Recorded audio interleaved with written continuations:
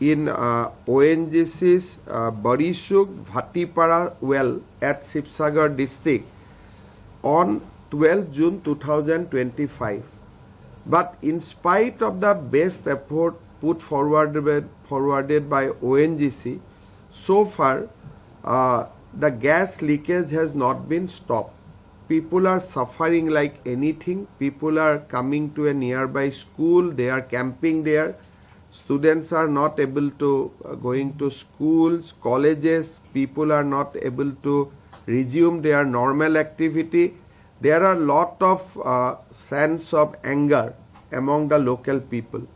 I'll speak to Honorable Minister Petroleum today afternoon. My request will be to send expert immediately so that this leakage is controlled immediately.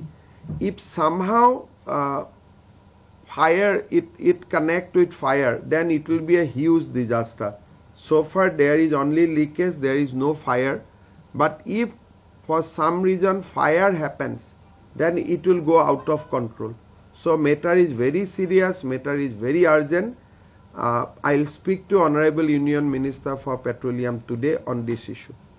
এই যেটো gas নিগমন বা তেল নিগমনৰ যেটো ঘটনা ঘটি আছে সেইটো যাতে তৎকালীনভাৱে সমাধান হয়। যাৰ যাৰ ক্ষতি হৈছে পৰিবেশ হামকটাৰ পিছত ৰাইজে নিশ্চয় ক্ষতিপূৰণো বিচাৰিব। যাৰ যাৰ ক্ষতি হৈছে সেই ক্ষতিপূৰণ আমি কেনেকৈ দিব পাৰিম তাৰ বিষয়েও মই ONGC আৰু কেন্দ্ৰীয় পেট্ৰলিয়াম মিনিষ্টাৰৰ লগত আজি গধূলি মই কথা পাতিম। বহুবিলাক ৰাইজ কেম্পত আছে, কোনোবা ৰিলেটিভৰ ঘৰত আছে।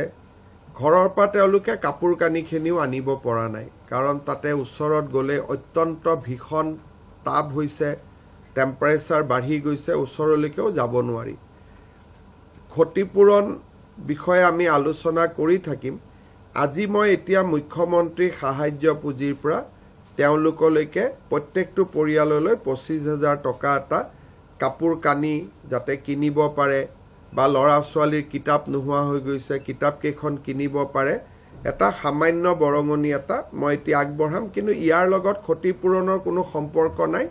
এইটো CM ৰিলিফ ফাণ্ডৰ পৰা আগবঢ়োৱা এটা সৰু ব্যৱস্থা এটা, আৰু লাগিলে আৰু যদি তেওঁলোকক প্ৰয়োজন মই আৰু তেওঁলোকক মোৰ ফালৰ পৰা সহায় কৰিম। কিন্তু ক্ষতিপূৰণৰ মুখ্য বিষয়টো ONGCৰ লগত আমি সমাধান কৰিব লাগিব।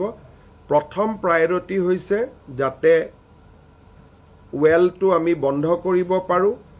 দ্বিতীয় প্ৰায়ৰিটি হৈছে আমি যাতে পৰিয়ালকেইটাক ক্ষতিপূৰণ দিব পাৰোঁ।